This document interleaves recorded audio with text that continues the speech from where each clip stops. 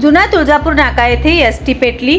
तुळजापूरवरून सोलापूरला येत असलेल्या एसटीने सोलापुरातील जुना तुळजापूर नाका येथे आल्यानंतर आज दुपारी अचानक पेट घेतला।